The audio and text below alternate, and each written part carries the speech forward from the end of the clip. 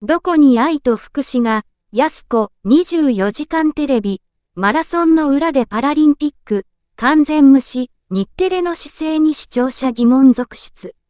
8月31日夜から生放送されている、24時間テレビ47愛は地球を救うのか？日本テレビ系で、お笑い芸人のやす子がチャリティーマラソンに挑戦している。画像あり、24時間テレビ、マラソンイベント中止のお知らせ。高校時代に児童養護施設で過ごした時期がある、やす子。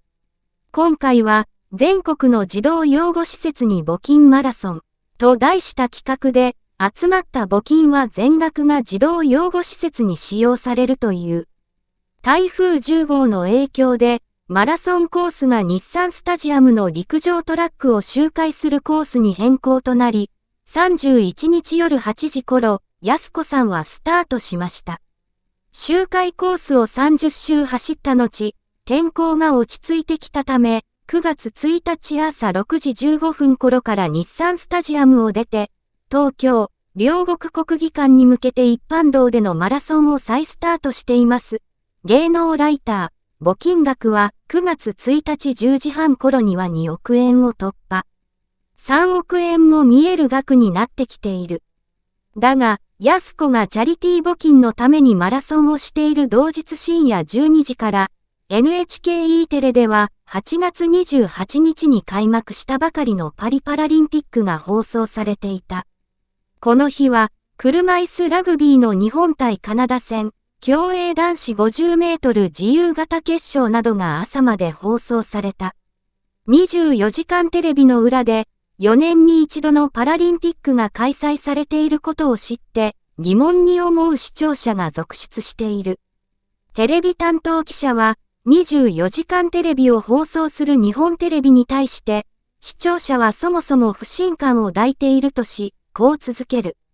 鳥取県の日テレ系列局である日本海テレビジョンの元局長が、24時間テレビの寄付金265万円や会社の売上金などを10年間にわたり着服していたことで、2023年11月に懲戒解雇処分されたことが発表されました。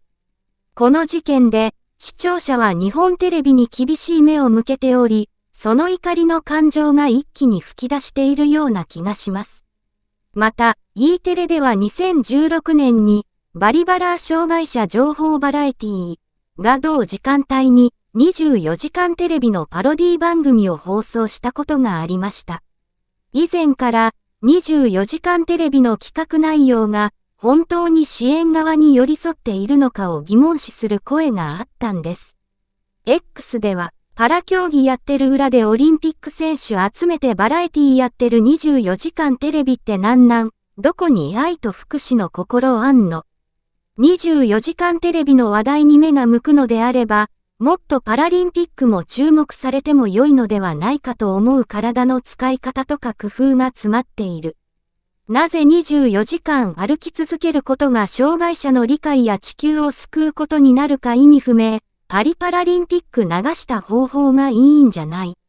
さらに、ひろゆきこと実業家の西村博之氏も、8月30日に自身の X で、24時間テレビで障害者を取り扱うなら、パラリンピックを中継すれば良いのに。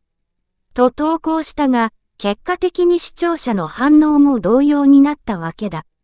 以前からの批判が考慮されたのか、今回の24時間テレビは障害者の方の挑戦系企画は大幅に減り、能登地方地震を支援する内容が多い印象です。しかし、その一方で、ゲスト出演では、スケートボード金メダリストの堀米雄斗や体操男子団体の金メダルメンバーなど、パリオリンピックのスターが登場しています。